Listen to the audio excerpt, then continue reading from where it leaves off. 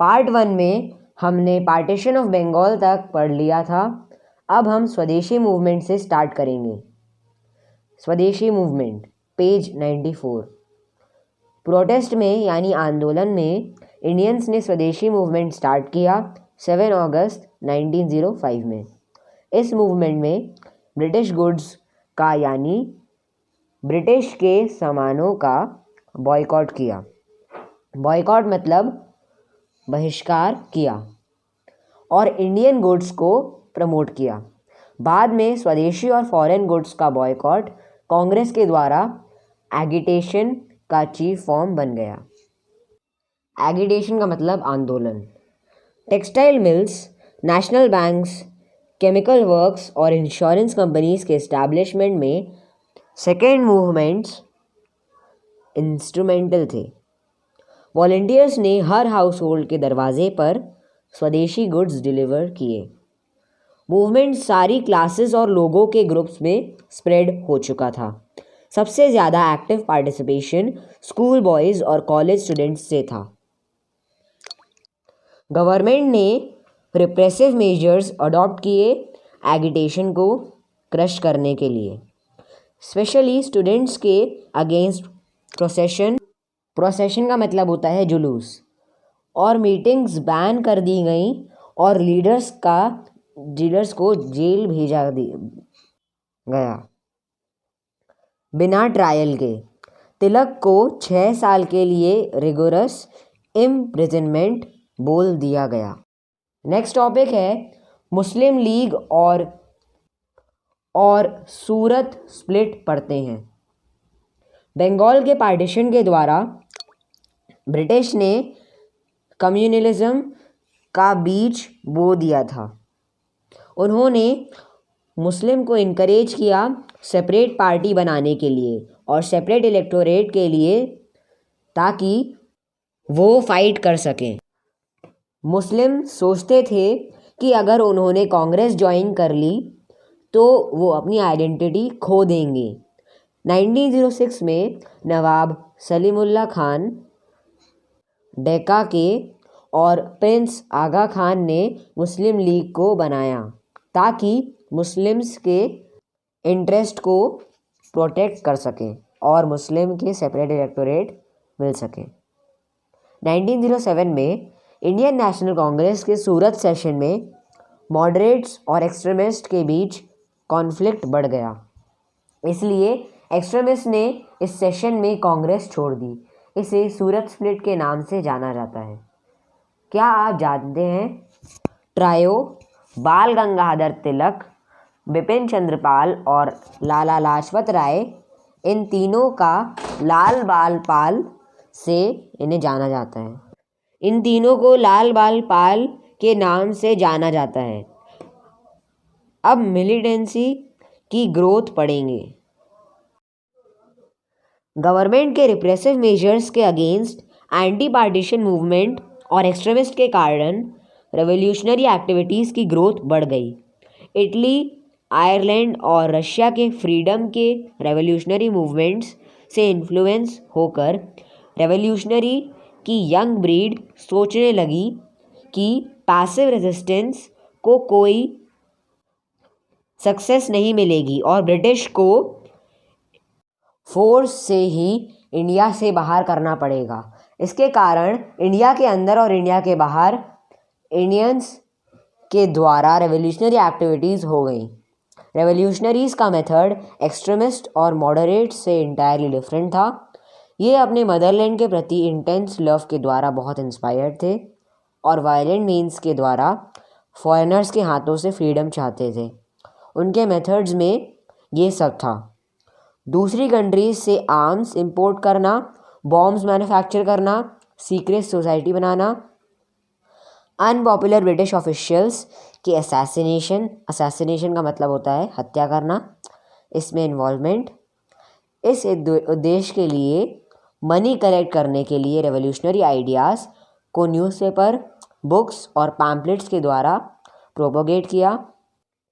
अब हमें भगत सिंह की फ़ोटो दिख रही है। रेवोल्यूशनरीज़ ने मास रेवोल्यूशन जनरेट नहीं किया, जो उनकी प्राइमरी वीकनेस रही। इसकी जगह उन्होंने ऑफिशियल्स को असैसिनेट किया था, हथियारों को उठाया इंडियन सोल्जर्स की हेल्प से जब भी पॉसिबल हुआ। अब हम हिंदुस्तान रिपब्लिकन एसोसिएशन की बात कर लेते हैं। कानपुर में अक्टूबर 1924 में HRA बनी।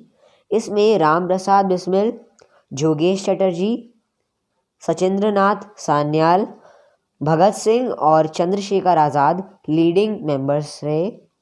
जब ब्रिटिश गवर्नमेंट ने प्रोमिनेंट लीडर्स को अरेस्ट किया 1925 में, तो काकोरी कंस्पिरेसी केस में तब Hindustan socialist Republican association HSRA form हुई 1928 में। पेज नंबर 96 में आ जाते हैं। 1928 सितंबर 9 और 10 में नॉर्थ इंडिया के बहुत सारे रेवोल्यूशनरीज सीक्रेटली इकट्ठा हुए फिरोज शाह कोटला में। नए कलेक्टिव लीडरशिप सेट की गई और चंद्रशेखर आज़ाद को कमांडर इन चीफ इलेक्ट किया और उन्होंने सोशलिज्म को फॉलो किया। HSRA बहुत सारी रेवोल्यूशनरी एक्टिविटीज़ के लिए रिस्पॉन्सिबल था। 1929 में दिल्ली में उन्होंने वाइसरॉय इरविन की ट्रेन को ब्लो करने का अटेम्प्ट किया। इसी तरह के बहुत से इंसिडेंट पंजाब और यूपी में 1930 में हुए। इनमें से एक सिग्निफिकेंट अचीवमेंट था जब भगत सिंह और बटुकेश्वर दत्त के द्वारा लेजिस्लेटिव असेंबली में बॉम्ब फेंका गया 8 अप्रैल 1929 में। बॉम्ब का फेंकना किसी को इंजर करने का नहीं था। बॉम्ब को फेंकने का इंटेंशन किसी को इंजर करना नहीं था, बल्कि ब्रिटिश के अगेंस्ट प्रोटेस्ट का था। अब रेवोल्यूशनरी एक्टिविटीज़ पढ़ेंगे इंडिया के बाहर की। Revolutionary activities outside India. Revolutionaries ने अपनी सोसाइटीज़ सेटअप कर रखी थी, जैसे कि USA, जर्मनी, सिंगापुर और मिडल ईस्ट में। इनमें से गदर पार्टी अमेरिका में ज़्यादा जानी गई। वर्ल्ड वॉर 1 तक रेवोल्यूशंस चलते रहे। हालांकि रेवोल्यूशनरी को इंडिपेंडेंस का अपना गोल नहीं मिल पाया। ब्रिटिश गवर्नमेंट ने रेवोल्यूशनरी मूवमेंट को क्रश करने के लिए बहुत सारे लॉज पास किए। लाला हरदयाल के द्वारा अमेरिका में 1 नवंबर 1913 को अमेरिका के सैन फ्रांसिस्को में गदर पार्टी फॉर्म की गई। पार्टी ने वीकली पेपर गदर स्टार्ट किया। ये पेपर इंग्लिश, हिंदी, उर्दू, मराठी और गुरुमुखी में था। अब कॉन्स्टिट्यूशनल रिफॉर्म्स पढ़ते हैं। जैसे कि नेशनलिस्ट मूवमेंट धीरे धीरे बढ़ रहा था, तो ब्रिटिश गवर्नमेंट ने कॉन्स्टिट्यूशनल रिफॉर्म लाए। उनमें से कुछ हम देखते हैं। 1909 में मॉर्लेमेंटो रिफॉर्म पास हुए ब्रिटिश पार्लियामेंट में। इंडियन नेशनल कांग्रेस के मॉडरेट्स को और मुस्लिम लीग को अपीस यानी कि संतुष्ट करने के लिए 1909 के मॉर्लेमेंटो रिफॉर्म्स के कुछ फीचर्स हैं। लेजिस्लेचर काउंसिल्स के मेंबर्स को बढ़ाना। सेकेंड है मुस्लिम्स के लिए सेपरेट इलेक्टोरेट का आना। थर्ड है सेपरेट इलेक्टोरेट में मुस्लिम्स को राइट दिया गया कि वो अपना रिप्रेजेंटेटिव्स खुद चूज़ कर सकें। कम्युनल इलेक्टोरेट्स के अगेंस्ट एक्सट्रीमिस्ट लीडर्स ने प्रोटेस्ट किया। नेशनल यूनिटी एक ही ब्लो में बिखर गई। महात्मा गांधी ने कहा कि मॉर्लेमेंटो रिफॉर्म ने हमें बर्बाद कर दिया। अब लखनऊ पैक्ट 1916 पढ़ेंगे। 1916 में एक इम्पॉर्टेंट स्टेप लिया गया जो कि है Lucknow pact Hindu Muslim unity के लिए। मुस्लिम्स के बीच एंटी ब्रिटिश फीलिंग्स आ चुकी थी जब ब्रिटेन और टर्की के बीच वॉर हुई, जिसमें कांग्रेस और मुस्लिम लीग को यूनिटी करने के लिए रास्ता मिला। कांग्रेस और मुस्लिम लीग ने 1916 में लखनऊ में सेशन किया। कांग्रेस ने सेपरेट इलेक्टोरेट को एक्सेप्ट कर लिया। दोनों ऑर्गेनाइजेशन ने देश के मतलब कि देश की डोमिनेंस मांगी। एक्सट्रीमिस्ट भी वापस कांग्रेस में आ गए। अब मॉन्टे-क्लेम्सफोर्ड रिफॉर्म 1919 पढ़ते हैं। वर्ल्ड वॉर 1 के टाइम ब्रिटिश को लगा कि हमें अपनी पॉलिसीज़ चेंज करनी चाहिए इंडिया के लिए। इंडिया ने बहुत हेल्प करी है वॉर में हमारी, इसलिए 1917 में स्टेट के सेक्रेटरी मॉन्टेग ने डिक्लेयर किया कि इंडिया में सेल्फ गवर्निंग इंस्टीट्यूशंस में ग्रेजुअल डेवलपमेंट लाने का। ब्रिटिश पॉलिसी का एम था इस तरह से प्रोग्रेसिव रियलाइजेशन होगा रिस्पॉन्सिबल गवर्नमेंट का इंडिया में। अब हम मॉन्टे-क्लेम्सफोर्ड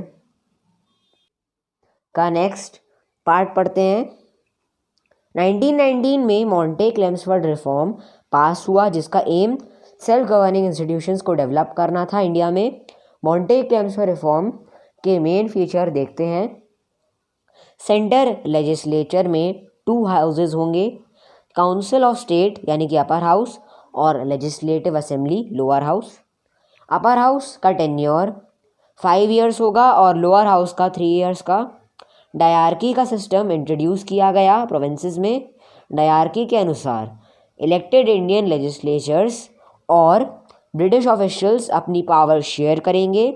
मुस्लिम्स के अलावा सिख, एंग्लो इंडियन, क्रिश्चियन और यूरोपियन का भी सेपरेट इलेक्टोरेट मिलेगा उनको। 10 इयर्स के बाद न्यू रिफॉर्म्स इंट्रोड्यूस होंगे। मॉन्टे-क्लेम्सफोर्ड रिफॉर्म को बहुत इंडियन ने एक्सेप्ट नहीं किया था क्योंकि ये रिफॉर्म इंडियंस की एक्सपेक्टेशन को पूरा नहीं कर पा रहे थे।